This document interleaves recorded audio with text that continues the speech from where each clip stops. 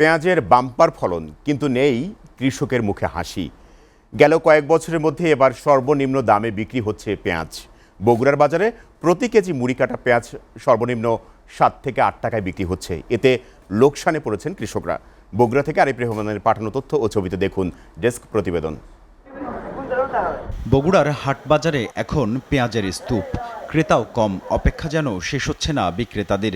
গেল কয়েক বছর পেঁয়াজ নিয়ে তুলকালাম হলেও এবার ভিন্ন চিত্র। এবার রেকর্ড পরিমাণ পেঁয়াজ উৎপাদন হয়েছে, তার উপর বৃষ্টি। এ কারণেই পড়ে গেছে বাজার।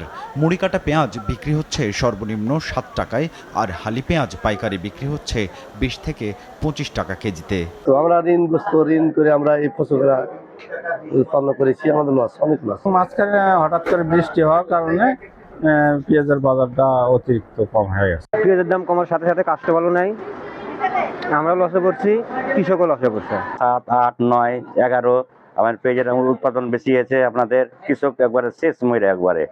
কৃষি বিভাগের তথ্য মতে রাজশাহী অঞ্চলে উৎপাদন হয়েছে 7,20,000 টনেরও বেশি।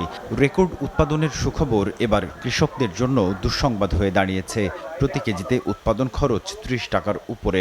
মুড়ি কাটা পেঁয়াজটা একবারে শেষের দিকে আসছে, যেটা মনে করেন হালি পেঁয়াজের সাথে একটা সংঘর্ষ হয়ে গেছে। পেঁয়াজের বাজার পেঁয়াজ তো নেয় না কেউ, রাজা বাজারে বগুড়া রাজা বাজার কেউ পেঁয়াজই নেয় না। গত কয়েক বছরের মধ্যে এত নিচে বাজার আসেনি, আর ঈদের পরের থেকে তো বেচা কেনা ক্রেতাই নাই মোট কথা।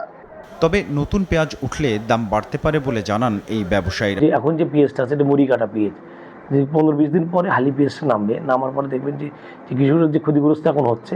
আমি আশা করি যে হালি পেঁয়াজটা নামলে তারা যে ন্যায্য মূল্য এবং তারা লাভবান হবে বলে। কৃষকের স্বার্থ রক্ষায় দ্রুত কার্যকরী পদক্ষেপ নেওয়ার দাবি সংশ্লিষ্টদের। SA TV news desk.